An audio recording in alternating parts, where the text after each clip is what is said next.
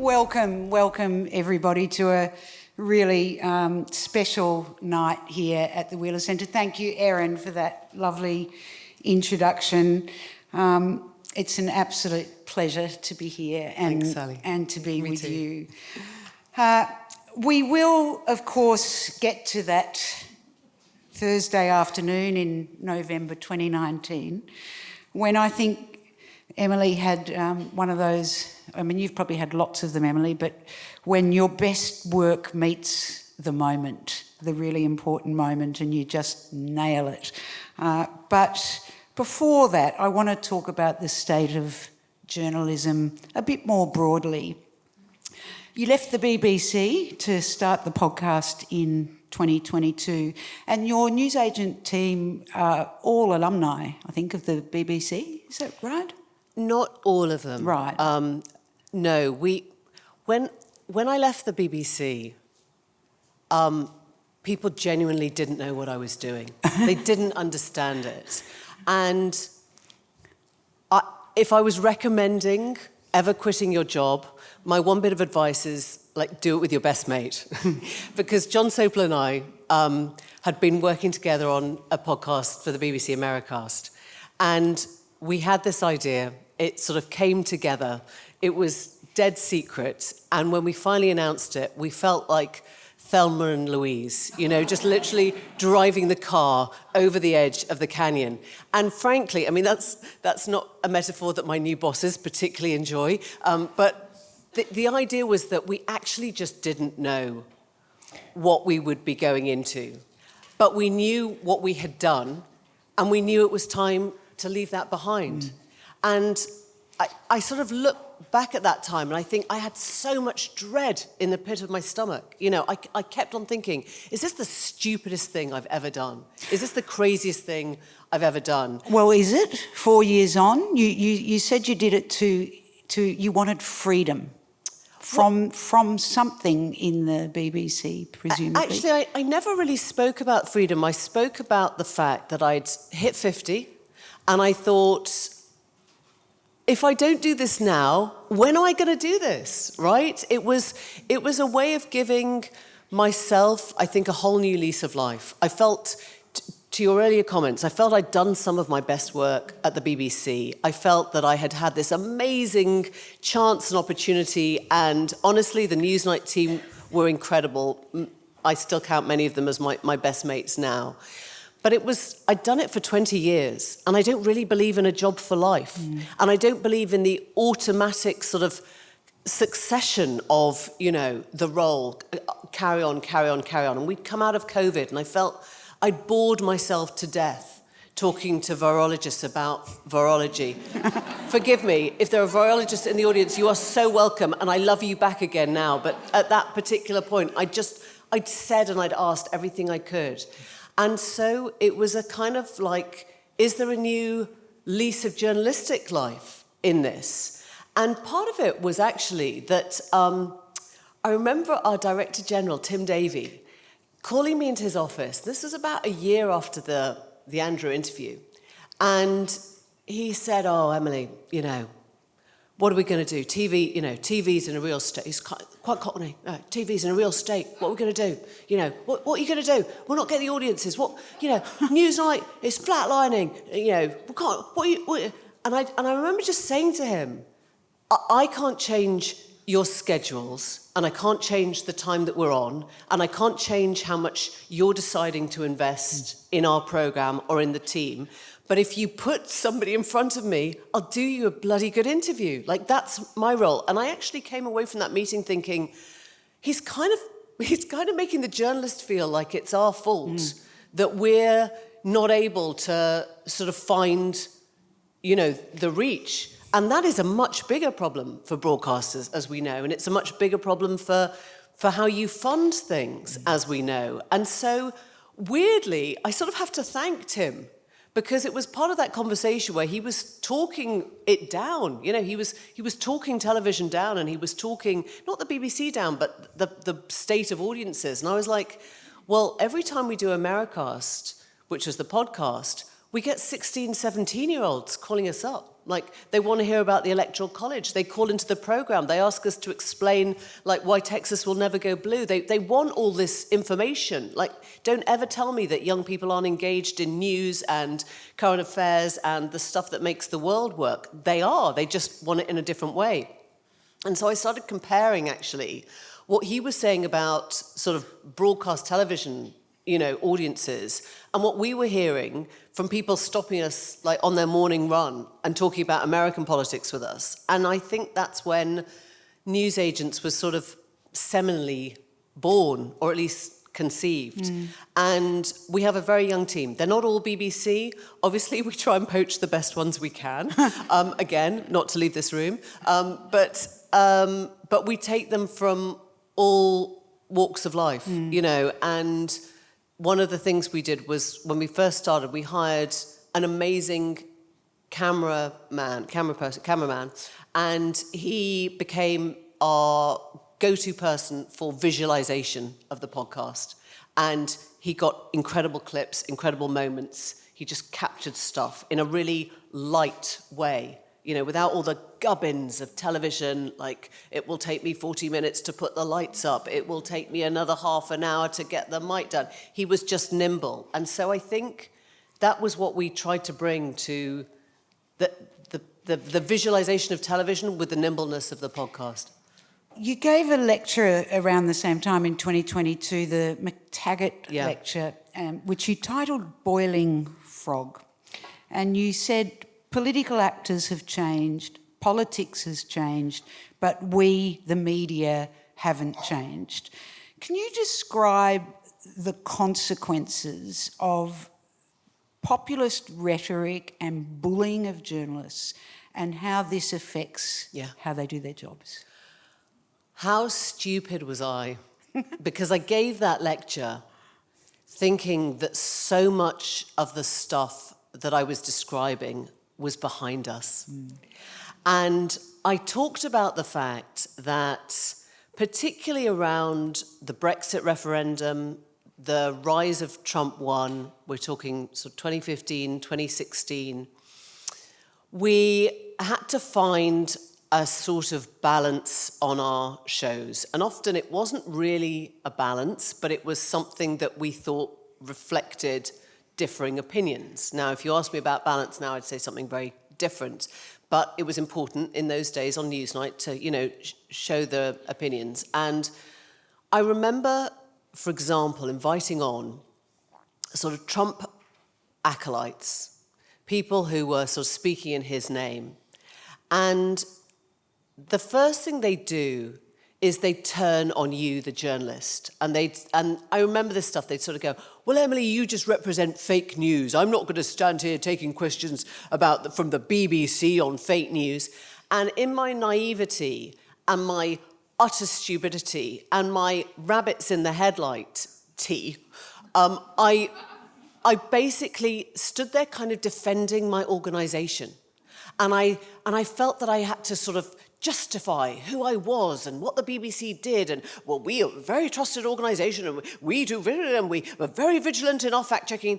And I didn't realise something that was staring me in the face, which was, it was diversion. It was all a diversionary tactic. And it took me, I think, 2 years of kind of growing up, of getting some, proper backbone to be able to say to people like Sebastian Gorka or, any of the guys that they threw at us, the Trumpy guys, just like, stop turning this round. Just answer the question. And I realized when I was giving that lecture that I felt I'd come of age, and I wanted to pass on to younger journalists, to people coming into my shoes, like, do not let people try and just sit there sort of spitting at you in a bullying way. We would call it bullying in any other form of walk of life. That, that you have to stand there and sort of defend and represent your organisation. Just tell them they're not answering the question. And when I gave the lecture, I thought that we were through that, right? I thought that the kind of populism thing was on the wane. I thought we'd crested, and I was saying, well, thank God that's behind us, but this is the work we need to learn. These are the lessons we need to learn. This could come back, at any time. It came back within like 18 months. But I tell you, when I sort of felt I'd kind of reached my, I'd reached my best understanding of that as a journalist was when I was covering the Republican National Convention in 2024, the year of the election, obviously. And I interviewed Carrie Lake, who some of you will be familiar with. She stood in the Arizona race for governor. She lost. She stood as senator. She lost. But after she lost the governor race, she basically went after electoral officials and tried to pretend that they had stuffed the ballots. They hadn't. It was all fairly done. And she basically made a number of people's lives complete hell but through her election denialism. Election denialism, obviously, that we've seen reflected in Trump and others. And she sat across from me at the convention. And when I started asking her whether she would accept the results of the election, whatever they were, she went for me and she said, "You have lost your mind. You are out of your mind." And I remember thinking, it's like a video game. Like, my video games aren't very sophisticated, okay? So I'm just going to do, I was driving my little car and I felt like she was throwing tin cans, like bam, bam, bam, bam, bam. And all I had to do was keep the car on the track. And I just said, "Can you answer the question? Like, will you accept the results of the election?" And it was a sort of coming of age for me, because it was like, I now understand what you're doing. I now understand you're trying to push me off there, or you're trying to offend me, or you're trying to really, you're trying to get me to defend my mental health? Like, what the fuck, right? So, and at that point I was just like, this is where I'm going. This is the question. That is the trajectory.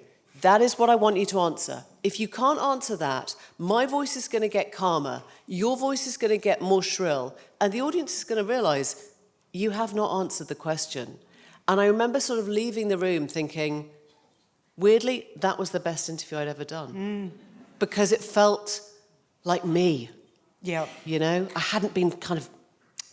It's funny, I feel like we're seeing something similar to this bamboozlement you're sort of describing in political leaders right now with this crisis in the Middle East, where every leader in the world seems afraid to say what they think in the face of the sort of Trumpian gaslighting and madness. Is this a sort of different expression of this kind of balancing act at a political level? Is there something similar going on that they do to each other as well as to the media? I mean, I think we are in a place, of emperor's new clothes, right? Where every single leader round the world knows exactly what they think of Trump, but they cannot say it out loud.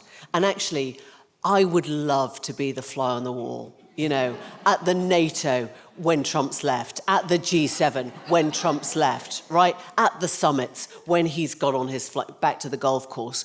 You are just dying to know what they really think. And it is kind of excruciating to watch, isn't it? Because we kind of get it. It feels like most of the populations of Europe get it. And I think, from what I feel, a lot of Australia gets it. But our leaders have got this sense of we cannot offend, we cannot speak out, we must turn up in his office with a gold bar. What are you doing, Tim Cook? Don't do that. He has gold, and you're the head of a company that wants to run really cool, thoughtful, creative things. Don't turn up and literally bribe the president, And it feels to me that this is one more example of that. I was, honestly, Sally, I'm a huge fan of Mark Carney. I think Mark Carney at Davos made the speech of the ages. he basically said, go out and get some backbone, work out your own autonomy. You know, you will find you have to sustain yourselves. And then what happens on the day of the Iran invasion? He ends up saying, well, you know, this is the right thing, blah, blah, blah, blah. And I was just thinking, Mark, don't do that. Don't say that. He fled here. He came, that's right. Yeah, to just sort of speak the room? muddiness of our dear leader. But wasn't that weird? I mean, like, I'm not being funny, but like, if the guy who's just kidnapped the president of Venezuela and has toppled the mullah of Iran and has threatened Greenland has got his eye on Canada, like, don't start saying it's all fine. It can't just be fine on the countries that you don't like. You know, we can't just be horrified when it's Greenland and Canada, but not when it's Iran and Venezuela. Either we believe in some kind of international law, either we believe in some kind of system that has executive checks, or else we've just given up and we're like, oh yeah, go and get him, you know, it's fine. But I don't understand how that sort of sits side by side. And I think Starmer, I mean, Starmer always looks like the most uncomfortable man in the world in his own skin, doesn't he? Do you know what I mean? Like, and I sort of pity him because I just think, oh my God, this is a hard job. But I thought he was kind of on the right track when he said, I have to think about British interests and British national interests and not take Britain into another war. I mean, any sentence right now that starts with, I think I have to think, is promising. Right. Yeah. Yeah. The norms, all the norms of democracy, they've been upended, and that includes media norms as well. And I mean, I feel like it's really bleak.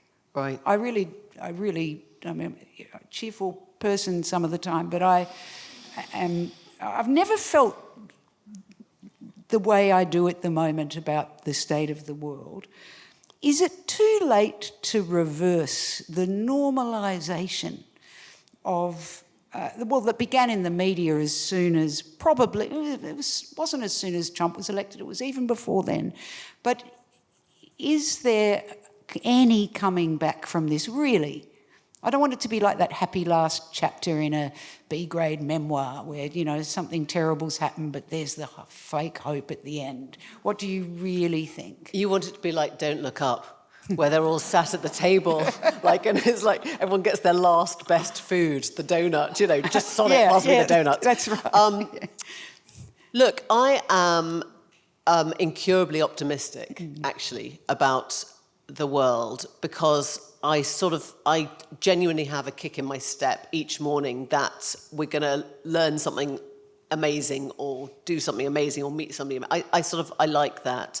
But the question I often ask, actually, is exactly your one. Is this the new normal? Or are we going back to something? And I guess, you know, if you go back to Nicholas Taleb, you know, the author of Black Swan. Do you remember the whole idea, he was writing just before the financial crash, of this idea of the Black Swan being the event that you couldn't foresee. But just because you hadn't foreseen it didn't mean it didn't exist, i.e. the Black Swan as opposed to the White Swan.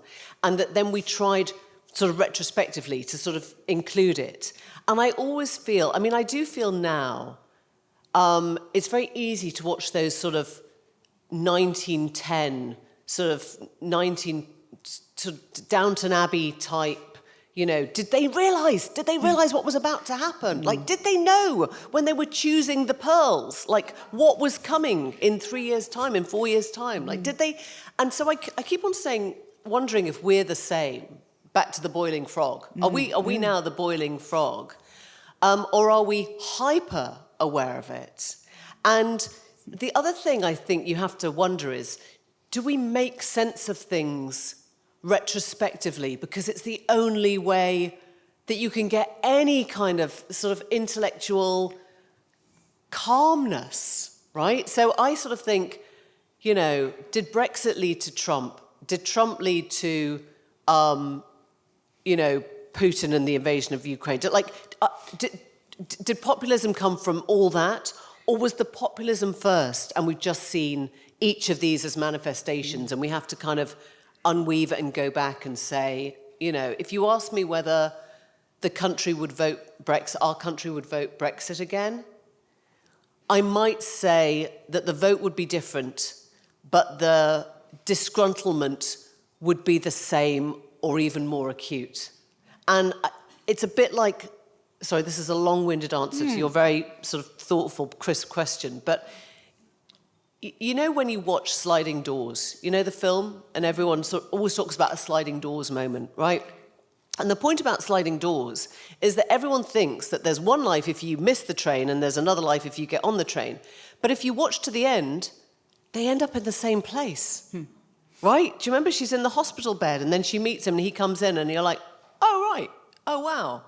So I guess one of the questions is, if we hadn't had the Brexit vote, but 2 years later, we'd had, you know, a terrible... We'd stayed in the EU, or Trump hadn't won, but we'd, you know, would we have got to the same place anyway? Because the anger, the disgruntlement, the frustration, the legacy, frankly, of the economic crash was still in all our souls and in all our pockets, and we would have got to the same place anyway. And so I suppose, you know, it's a really interesting, it's a really gritty question as to whether it is the individual characters that have brought us this place, or whether this was where 2026 was leading. I don't know. What do you think?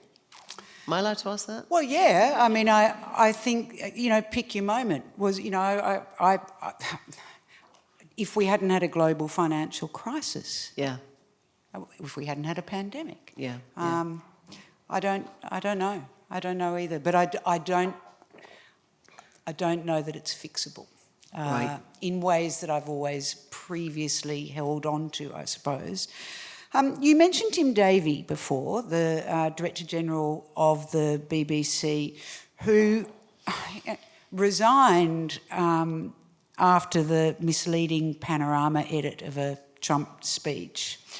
And I read the other day that the lead candidate at the moment is the former Google boss, Matt Britton.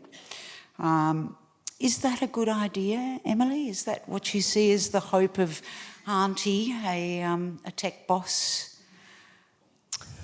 Well, I don't know if it's a good idea for Matt Britton because his life is going to be turned into hell. I mean, you know, he presumably, I don't know Matt Britton at all, but presumably he has a very well remunerated job and, you know, a nice car and the perks, and he's broadly left alone in his sort of commercial world.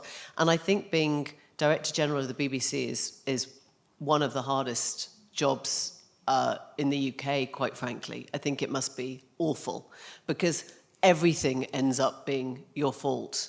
I mean, literally everything ends up being your fault. And so I think to have people that are still prepared to go in and do that, go into public service from the commercial sector is really, I mean, I would take comfort from that. I'd say how fantastic that there are people who will, you know, put the salary to one side, who'll put the kind of the glamour of whatever Google and tech and all the rest of it to one side. I mean, it's, you know, it's ironic in a way because YouTube is literally the fastest growing platform anywhere ever kind of thing. So incredible if you would move from YouTube to do something that requires, I think, probably a new type of thinking.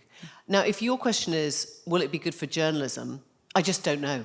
I don't know what his priorities are. I don't know whether you sort of shed a skin if you come into a public service job. And I would like to think that you do. I would like to think I could do something entirely different and hopefully bring a sort of new set of kind of thoughts and creative processes to a brand new job. So I'd sort of say good luck. I'd also say there's some phenomenal female candidates out there, and we, you know, haven't yet had a female DG. But I generally... We have, and she was sort of brutalised. Right, yeah. I mean, it's a tough gig, right?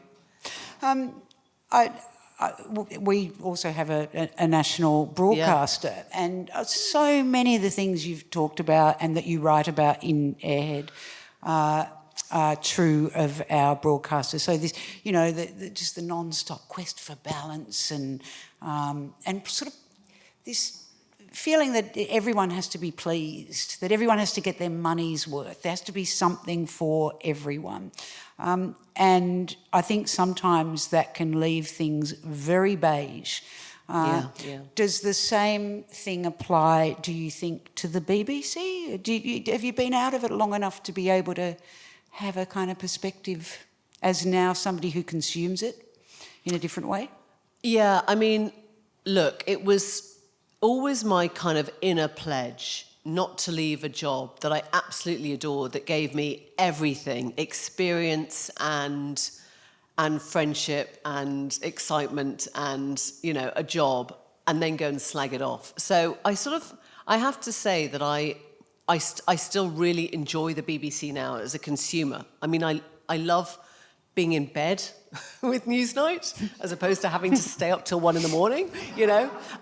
So I would say from the other side, I'm getting a lot from it. But I think to tackle that, it's a very good word, beige, because inevitably any public service broadcaster is thinking about how every part of the public should profit from it. And that has got to be the baseline, right? You want anyone who's paying to be using it. That's got to be right. What I think we have to start to do, though, is to say you can have more than one flavour, right? And whether it's the beigification because people are scared of journalism now or just because it's cheaper, I don't know.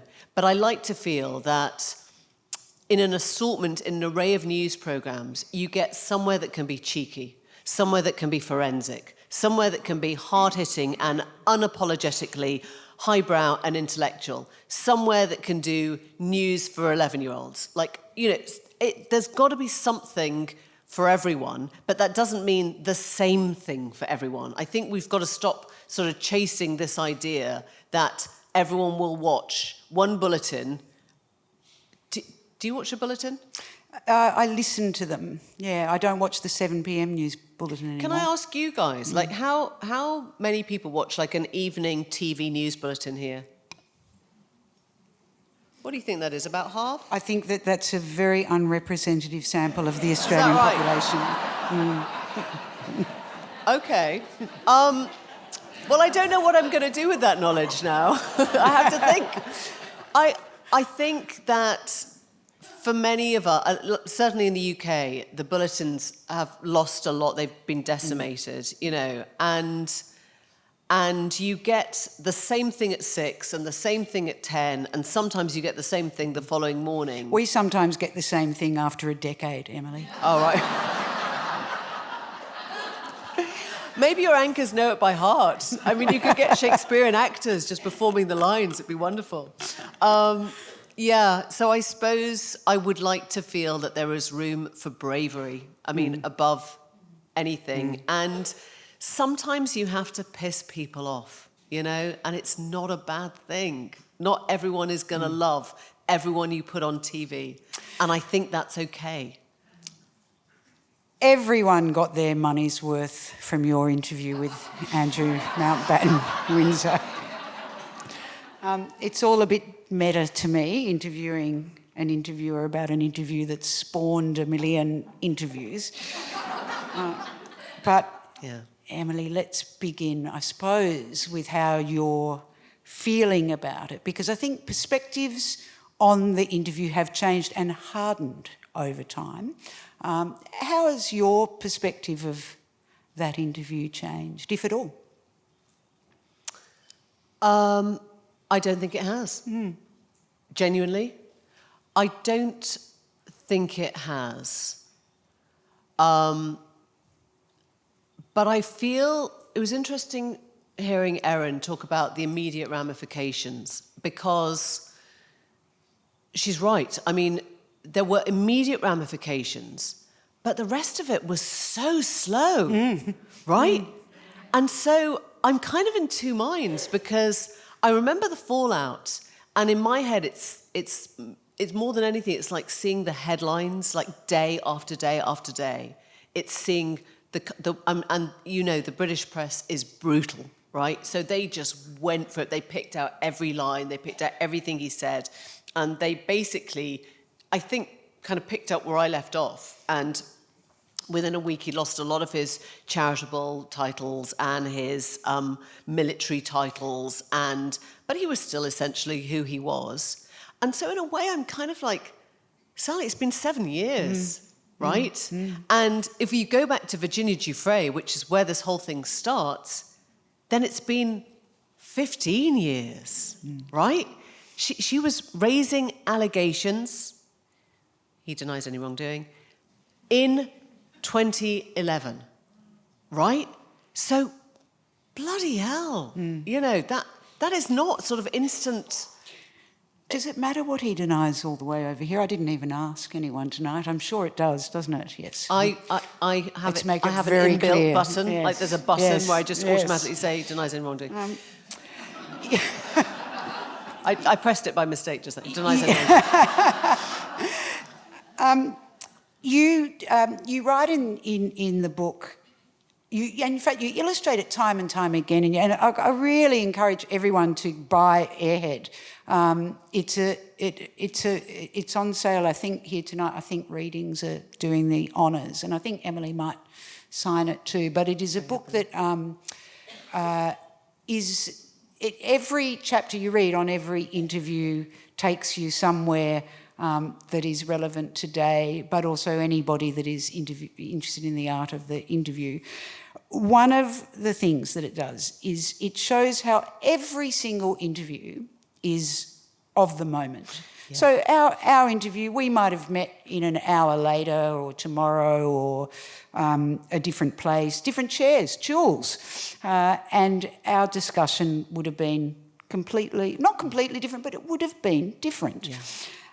It's really easy to think of the Andrew Mountbatten-Windsor interview as the greatest own goal in history, but it was you sitting opposite him at that time, in that place.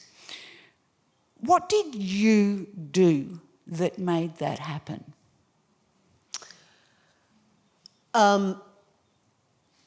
You've asked something really important, actually, which is that interview nearly happened 9 months earlier. We were offered an interview with Andrew Mountbatten-Windsor in, I want to say, February or March of 2019, before Epstein had been rearrested, before he'd been put in jail, before he had committed suicide in that cell and lost his life on August the 10th. When we asked the palace about doing the interview originally, we had to sort of submit areas of interest. You never show your hand, you never show individual questions, but you have to say, we want to talk about this, this, and this. And they came back and said yes to everything. And they'd circled one word, and that one word, Epstein. And I remember my sort of guest getter at the time was really excited and came back, Sam McAllister, she said, look, it's really, really exciting. He said yes. We can talk about anything. We talk about Harry and Meghan. We can talk about his time as a trader. We can talk about this. We can talk about the palaces. We can talk about money. Whatever we want, we can do, just not the Epstein. And my deputy editor, Stuart McLean, just wrinkled his nose. And you know deputy editors are really hard to please. And he wrinkled his nose and went, I don't like a red line. And he looked at me and I was like, I'll go with you. I'm totally, I don't really like that either. I don't like being told what you can and can't ask. He's like, I don't think we'll feel very good about that. I don't like a red line. I don't. And the weird thing is, and I think Australia was ahead of us in many ways, but Brits didn't get Epstein. They didn't really understand it. Like we'd had Jimmy Savile. Like literally, we thought that was the monster. We thought you couldn't get a bigger monster than Savile. And so we had this idea of Epstein in the ether, we kind of knew, but nobody'd really, it's like Palantir. Like everyone knows a little bit about it, but nobody's really done the kind of digging, the proper stuff. This was obviously, 7 years ago. And so we didn't, Stu said, I just don't feel quite comfortable enough saying no. And so what happened was we waved that interview goodbye. We let it go. You know, we threw our baby away. And, sorry, Freddie, if you're here. No? Okay, fine. And we basically had to say a half interview is not an interview worth doing. It's a waste of everyone's time. And so it was only after Epstein's death and the growing sort of pressure in the press on Andrew that we went back to him and we said, do you want to think about this again? And we had 2 different interviews. I mean, it sounds weird, but we were being interviewed by his team at the palace to see whether we fitted the, you know, the role, as it were. So I know what you're going to say. I haven't come to your question exactly, right? Which was what made that interview special. What did you do? No, it was about you. He made the interview extra special. Okay. But nobody else would have got that interview.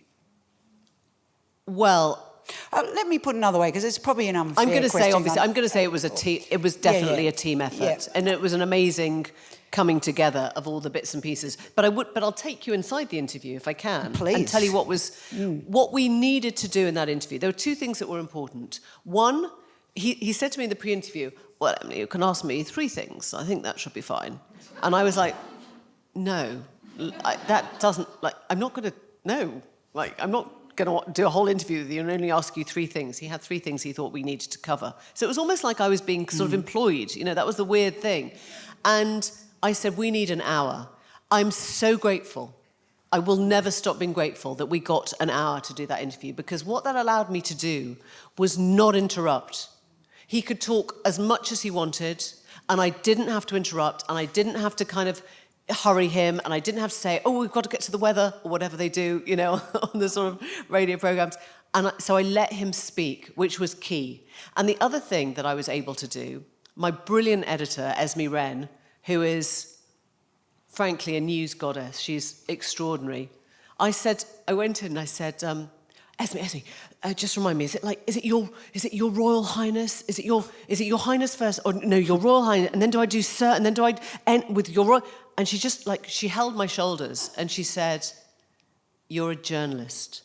You're not a courtier. You're a journalist. And she gave me permission, right? She took the royal thing off my shoulders and she allowed me to go in and just let the muscle memory of being a journalist kick in. And it was key to me that when we were doing the interview, we laid our blocks down. I didn't want to rush it. I didn't want to go, why did you invite him to Eugenie's birthday party? You know, in the first minute, right? Why did you stay with Piva? I thought that will not be a good interview. I have to be really calm. I have to be a bit line of duty. Do you have line of duty? Yeah. You know what I mean? Yeah. Had to be forensic. Had to be, were you there? Were you there? Were you there? Were you there? More than once, more than 4 times, more than 6 times every year. It was like I was building my house, right? I mean, it sounds silly, but it was really important because it became a document of public record. And that was all we ever wanted. I wasn't trying to strangle. I wasn't trying to do anything. But we had one chance, 1 hour. It had to be a document of public record. And he had to be the person that gave that to us. Not my opinions, not me forcing stuff on him. Just clarifying. It was unbelievable how great he was at answering your questions. I know.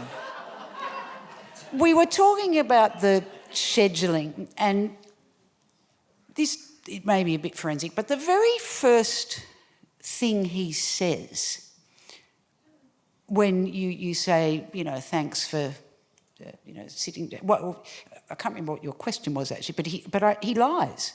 In the answer, he says, well, I think you say it's great we can sit here and talk. And he says, well, we've been trying to schedule this for 6 months. And I'd done a bit of maths on when you'd first asked, when you were. It wasn't 6 months.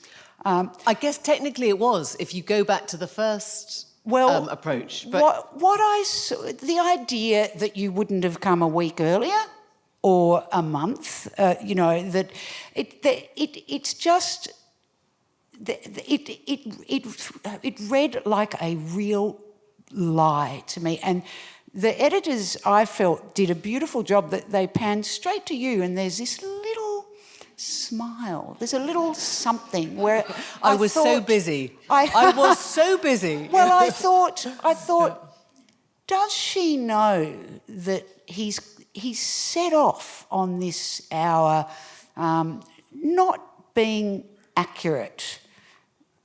And I wondered, could you tell when he lied? Did you know he was lying? Did you feel he might be?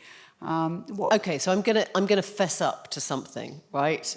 Just in the room, which was when we were talking about the timing of this interview, and obviously, I'm born impatient, right? If somebody's holding the idea of an interview, I want it like now. Right, there is no waiting time. And he said, why don't we think about doing it in the new year, after next year? And I, from nowhere, just went, well, obviously, we will be in a presidential election year then, and I think people's attention will be very much focused on Iowa. I mean, really? Like, you think the whole world's going to be looking at Iowa in January instead of, like... And I was so convinced of my own sort of, like, oxygen. I was just like... yeah, no, you don't want to do it in January because of Iowa. And he sort of took all this on. And I now realise, to your earlier point, spot on, if we hadn't done it in November, it would never have happened because we then went into COVID. It would never have happened. So there was the bizarreness of that moment in a way. But obviously, I think he was trying to put himself at ease in that first answer. And he did. It worked. He did. And I remember thinking, I panicked about two things. One, I thought, have you seen Frost Nixon, right? Yes. Do you remember the first Nixon hour? He just talks it out. He talks the whole thing out, right? I love the way this whole audience, I'm like, have you seen Frost Nixon? Everyone goes, yeah, obviously, yeah, of course. And do you remember the first Nixon? Yeah, Okay, so that was my panic. I just thought he was literally going to use one answer and just talk out our hour, and I was going to be left with nothing in my hand. But the reason the smile came on my face was very specific. When we were role-playing the interview in the BBC, Esme was standing in for Prince Andrew, and she was brutal with me. So I would say things like, we're here to discuss an allegation of sexual abuse, and she would thump the table and say, how dare you, a bit like the Sebastian Gorka thing, how dare you think that you can come in from the BBC and try and drag the name of a royal through the mud with your left-wing organisation that's constantly peddling fake news. She'd pushed it back at me. And so I went into that interview almost, wearing those kind of heavy metal headphones they put on the military to help you kind of go out and do, right? So I was expecting him to just flatten me. And when his first answer is, we're here to talk about Jeffrey Epstein, I was like, Because at that point, it didn't actually matter. Whatever he said was going to be groundbreaking. It was going to be extraordinary. The only thing that would have killed us, would have been if he'd completely resisted anything on that line of questioning and talked about charity work and pitch at the palace. So as soon as he mentions Epstein, as soon as he accepts, dare I say, the premise of the interview, then it's got to work. And so that was the point at which I was like, okay. The first director of the BBC, Lord Reith, he always said there were two purposes of the interview: to elicit facts or to elicit character. And in some ways, the Andrew Mountbatten-Windsor interview is so essentially honest in the character that it reveals. But Andrew Mountbatten-Windsor aside, how effective is the contemporary interview in a society where everybody lies? I mean, people quite often say, oh, God, do you think you could go and interview Trump? Or would you like to interview Trump? I did interview Trump. Oh, you have, yeah. You know, I spent a few weeks with him, you know, a decade ago, a bit longer. Obviously a decade ago because he was president then. And I interviewed his family, and I remember thinking, oh, I've got stuff on record now. If you asked me to do an interview now, I'd feel it was just rice paper, you know? Because an interview only matters if, as I say, it can stand up as a document of public record. If you've said something that you stick to and believe in. And to be fair, he hasn't done any other interview which then contradicted what he said, right? I mean, as in ex-Prince Mountbatten-Windsor. But if you did an interview with Trump and he told you one thing on the Chagos Islands deal, and then you went back the next week and he said another one, there's no integrity to that. There's no honesty. There's no interest, frankly, as a journalist. And this idea of, you know, we think, and maybe it's sort of highfalutin, and maybe it sounds a bit sort of like arrogant to talk about holding public figures to account, but I do think that is an important part of our job, right? I do think that on behalf of the public or the taxpayer or the patient or whoever it is, that is what we're doing. We're trying to hold people in office to account. But when they don't hold themselves to account, because they frankly don't care about the public anymore, they don't care what the taxpayer thinks. They don't care if they're receiving gold bars, you know, from heads of tech companies. If they don't feel any sense of shame for that, then I don't know. I actually don't know what use it is. And that is a really depressing thought, actually, because we already know people siphon off. You know, they go to their comfort zone for this interview or that interview. And it's always been really important to me that on the newsagents, you know, whatever the strand, we hopefully do a compelling interview and hold people to account of all parties. And I think our politicians broadly actually, you know, they do take that sense of responsibility. I mean, most of them, you know, and that sense of like they are there serving a role for the public. But if that goes, I don't know what our job's about. You just mentioned the Trump interview, which was 6 years before he became president. Yeah. And, you know, you write about it in the book. And really weirdly and disturbingly, he started talking about the size of his ballroom in New York. And you describe in the book letting it slide, that you were sitting there thinking to yourself, I'm sure it's not the biggest ballroom in New York. I'm sure there must be a bigger ballroom somewhere. But he's saying it's the biggest ballroom. I mean, look, you know, find whatever metaphor you want in that. You know, I leave that to your fervid imagination. But it was the first time we'd met, and we were talking about his business deals, and I think this was the Waldorf Astoria. And he sat there telling me, Emily, you know, we got the biggest ballroom. It's the biggest ballroom, and it might be in the world, blah, blah, blah, blah. And I went back to Charles, my editor, and I said, we would make a documentary. And it was a business doc, you know, fundamentally it was a business documentary. And I said, Charles, I'm pretty sure it isn't the biggest ballroom. And he kind of looked at me and he's like, right, are we really worried about this? And I was like, well, should we check it? And he's like, what, so that you can go back, or do you want to put like a subtitle saying, we measured all the ballrooms, it's not the biggest ballroom? So he made me feel, or maybe we made each other feel quite sort of silly about it, as if it was like not a thing worth worrying about. And I think this goes back to the earlier example of the Sebastian Gorka thing. You're on the back foot because you're thinking, what kind of an idiot worries about the square footage of a ballroom? Like, we're talking about big things, right? We're talking about, you know, investment and growth and strategy and architecture.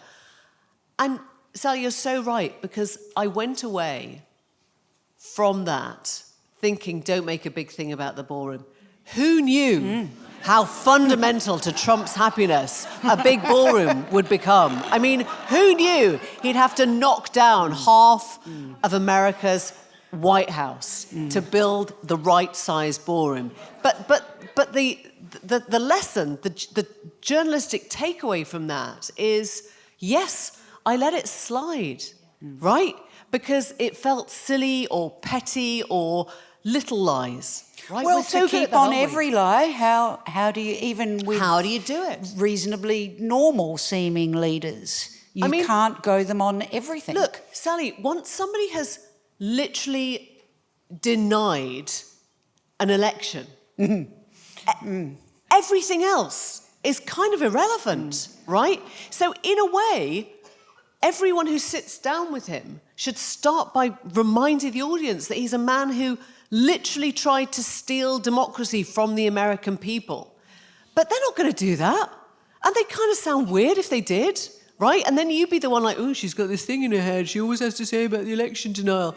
But in a way, you shouldn't ever move on from it, right? Because it's kind of fundamental to how we think of the whole state of democracy or state of the role of the presidency. But yeah, of course we let it slide because otherwise, and this is the quandary of journalism. You don't get invited back, or you're not part of the gang, or you're not in the Oval Office, or you're not on the jet, right? That's how it works. It's taken away, and you have to decide, if Epstein circled, do you walk away or do you do it anyway?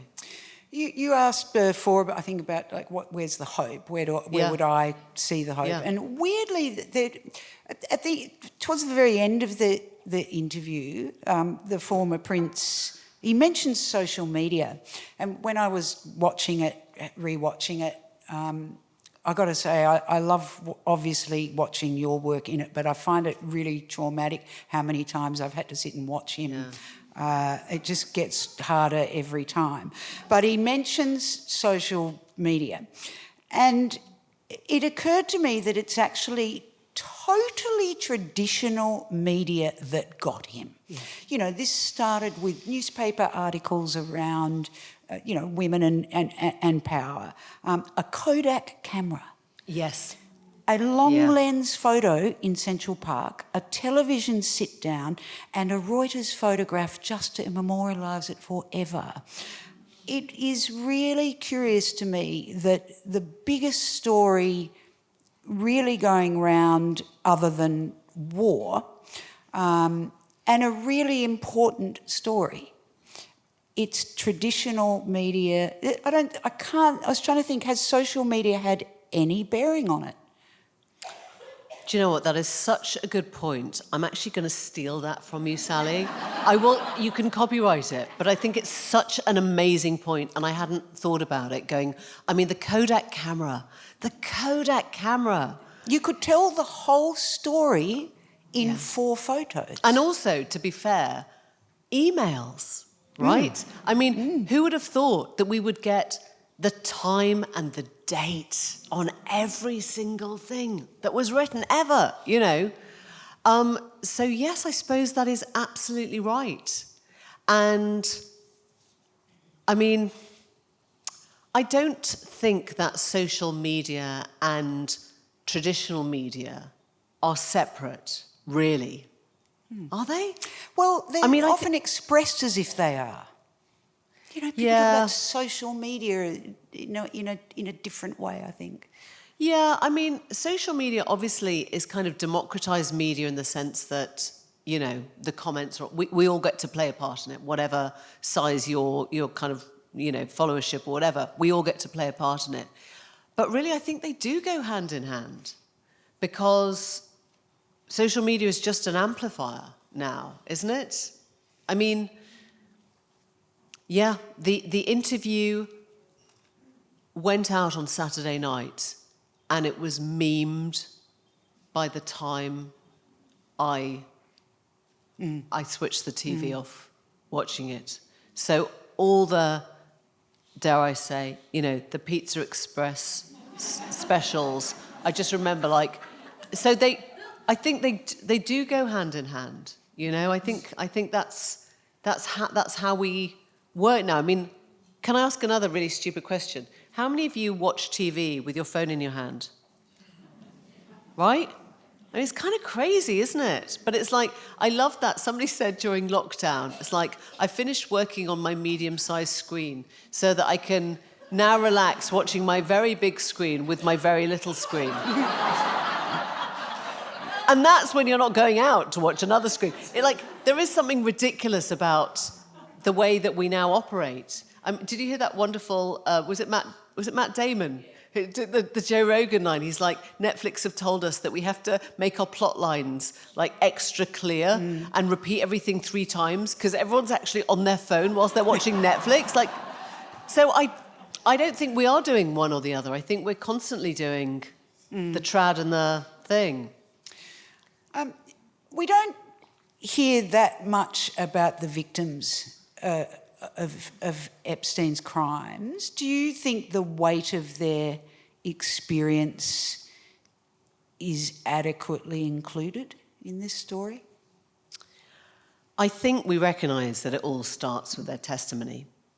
And I also think it was quite interesting when I was interviewing Amy Wallace, who co-wrote Virginia Giuffre's book, Nobody's Girl.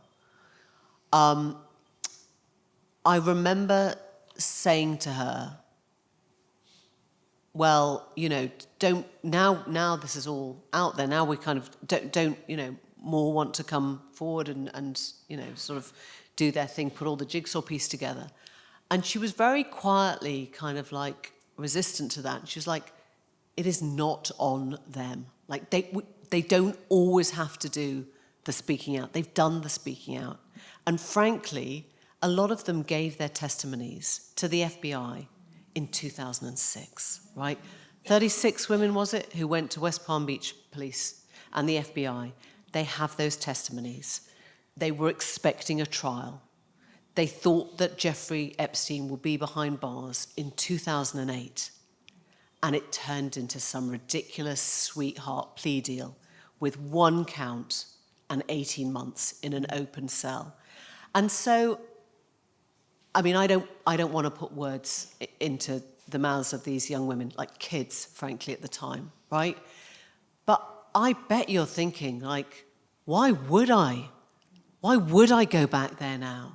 Virginia Giuffre was extraordinary because she kept on kind of refinding that energy to go and fight. But she had death threats. She had, people kind of in her drive flashing cars at her. She had phone calls sort of saying, don't you dare touch us, don't tell them anything, you're complicit, you were part of the problem.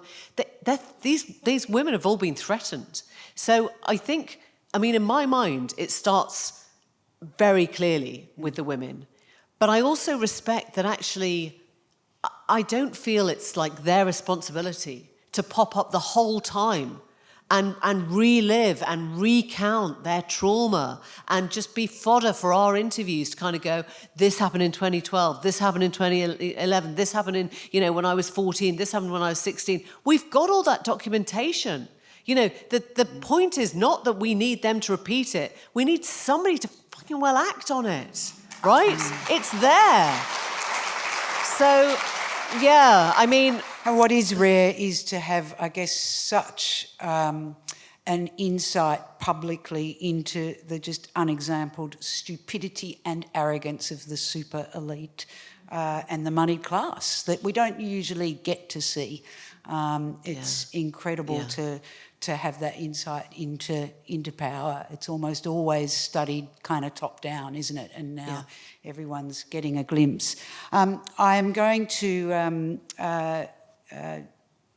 develop this relationship now with this technology in front of me and ask a couple of questions that you in the audience have got for Emily. And if I ask your question, I've got, is it Eza, E-Z-A? If you can just, hello, just wave a bit more, just so we know which direction. Yes. I hello. can see Eza. Yes, great. Fantastic, thank you. How much pushback, if any, did you receive from the Palace after the Andrew interview? Was there pressure to edit it for a more favourable presentation? Ezra, it was really surprising. Very little. I mean, literally none at all. Well, they thought it was great, didn't they? Well, yeah, for a minute. We recorded on the Thursday. They were very keen to make sure that when we put clips out on the Friday, that we represented one that was a denial and one that was further down in the interview. So they wanted to be part of how we promoted it, which I think we didn't have a problem with. And when the thing went out, we were in touch with the Palace right the way through. And we checked afterwards, after the interview was aired, and their thing was like tough but fair. So it's a very interesting moment, I think, of maybe bubbledom, which is that they didn't hear certainly what the newspaper editors heard. They didn't hear what a lot of the public heard. You know, it just so happens if you surround yourself with people who think you're great, nobody's going to stop you from falling in the abyss, right? And so, but I have to say that we took the ethical considerations of that pretty seriously, and we were in contact all the way through and after for quite a while, because we kind of thought quite hard about that. You were asked to stay that night for the movie night. Do you ever sort of wish that you had? Yes. Yes. If I hadn't had this silly old interview to edit, I would have. That would have been really cool. What was the film? Do you remember what the film was? I'm trying to think. It is. You do. It's somewhere. It's written, isn't it? There was something so weird about it, because we'd just done this interview, which in retrospect would kind of like turn everything upside down. And they were just clearing the chairs and undoing the cables and putting out the rows of seats for the movie night. And they turned to me and they were like, "Do you want to stay for movie night?" And I was like, "Oh, what is it? Is it The Crown? Ha!" And they were like, "No, we don't watch The Crown." And I was like, "Oh." I can't remember what the movie was. In my head, it's Titanic, but it probably wouldn't have been Titanic. I was just like... But, you know, the transformation of the ballroom from this, like, yep, done the interview... Now it's movie night for the staff at the Palace. Like, head spinning how quickly the whole thing sort of moved on. An anonymous question. You can wave after I've asked it if you care to. Is it perhaps the collapse of trust in politics and journalism was due to the Murdoch press, lies, fabrications and titillation commoditised and allowed to happen? Oh, that's a great question. I'm just saying that. Oh, you see, I knew if I said that. Look, I think we have to think so hard about trust within our politicians and our political class, because I don't want to scare people away from public service. I feel that really strongly. I mean, I'm going to stop doing this in a second. Did anyone consider a role in public service, as in politics? And did any of you go into that? Look, I mean, you've got this kind of extraordinary, warm, thoughtful, energized, creative audience here. And yet, like, why is nobody going into politics? Why is nobody going into public office? And I worry it is partly our fault. You know, I worry that when we kind of, you know, have these kind of like Twitter memes, which are like, I just saw the MP for Basingstoke eating a Pret sandwich. You know, we're not helping, you know. And that's the best kind of like comment, as we know. And so we make everyone in politics feel like a villain. We make everyone feel like they're dirty and greedy and horrible. And I don't really like that. I'm always appreciative of people who come into politics. I mean, generally, because I think somebody's got to do it, and thank God there are people who are stepping up to do it, and we actually make them better with our response. I mean, did the tabloid press play a part in all this? Jesus, yes. I mean, you know, I remember it sort of occurred to me, it's a terrible admission, but it occurred to me that I had had 2 pregnancies and brought up my children in the shadow of what the British tabloid press would say about me at any one point. You know, was I thin enough? Was I fat enough? Was I working out when I shouldn't be working out? Was I wheeling my children in the wrong pram? Did I leave my baby on the bus? I was just like, I was so traumatized by something that had nothing to do with motherhood, nothing to do with work, nothing to do with my children, my environment, anything. It just had to do with like, oh, what if they saw? What if I got Pat doing that? What if and it was so stupid, really, to live in that kind of shadow for so long. And it took me a long time. I mean, then I do welcome social media because I think actually wresting some of that power away from the traditional forces and saying, fuck off, really loudly on Twitter is so therapeutic. I can't begin to tell you, Yeah, I mean, I think it has contributed. Of course I do. Yeah.